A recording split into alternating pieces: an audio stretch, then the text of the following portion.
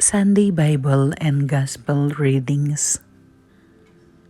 First reading from the book of Joshua, chapter 5, verses 9a and 10 to 12. The Lord said to Joshua, "Today I have removed the reproach of Egypt from you." While the Israelites were encamped at Gilgal on the plains of Jericho, they celebrated the Passover on the evening of the 14th of the month.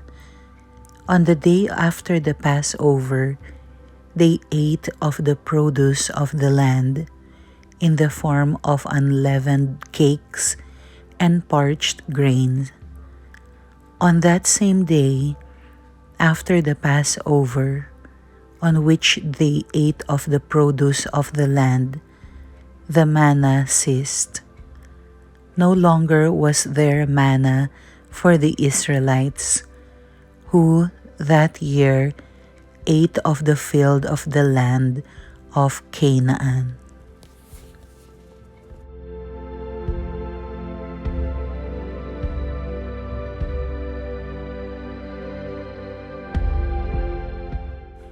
Second reading from the second letter of St. Paul to the Corinthians, chapter 5, verses 17 to 21.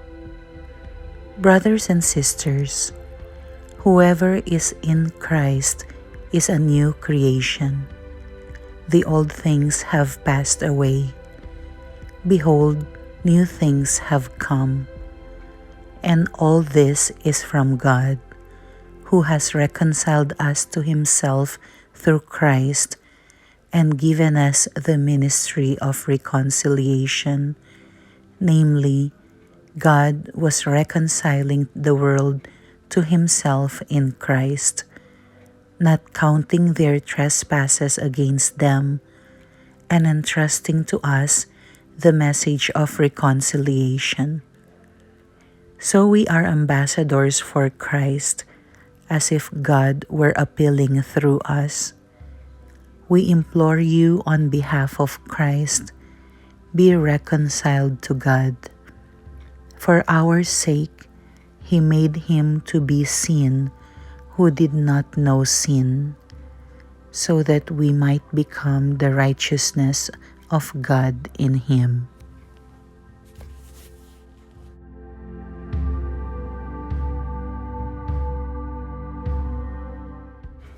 Sunday Gospel from the Gospel according to Luke, chapter 15, verses 1 to 3 and 11 to 32.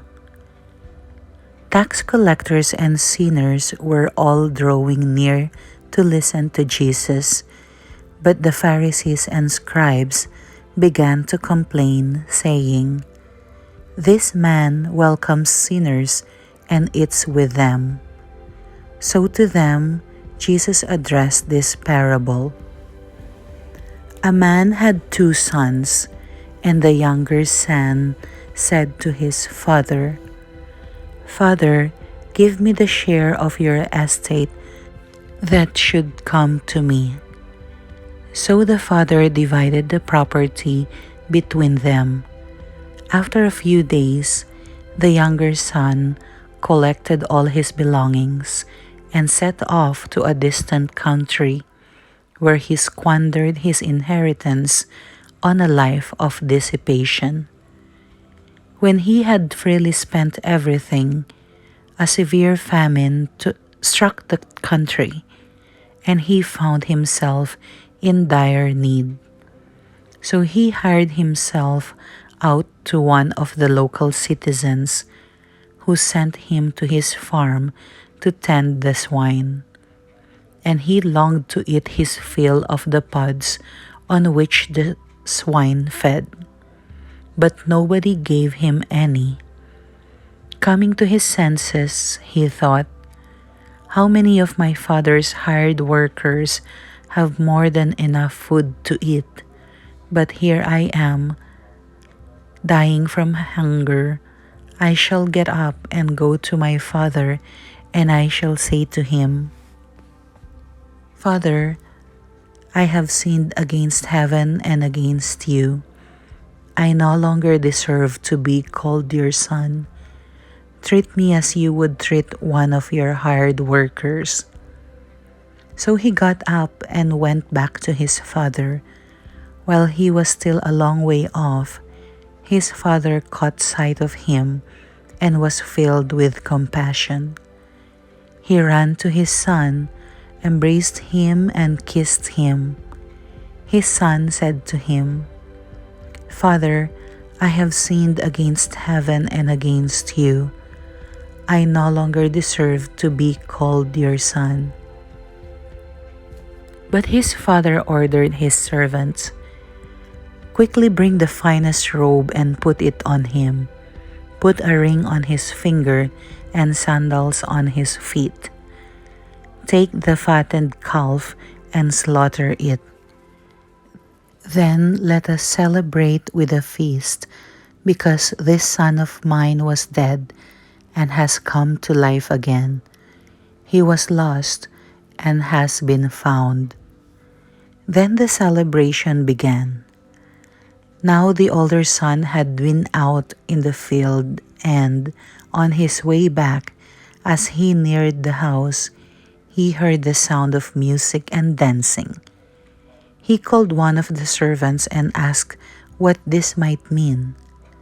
The servant said to him, "Your brother has returned, and your father has slaughtered the fattened calf, because he has him back safe and sound." He became angry, and when he refused to enter the house, his father came out and pleaded with him. He said to his father in reply, "Look, all these years I served you, and not once did I disobey your orders. Yet you never gave me even a young goat to feast on with my friends. But when your son returns, who swallowed up your property with prostitutes, for him you slaughtered the fattened calf." He said to him, "My son, you are here with me always. Everything I have is yours. But now we must celebrate and rejoice, because your brother was dead and has come to life again. He was lost and has been found."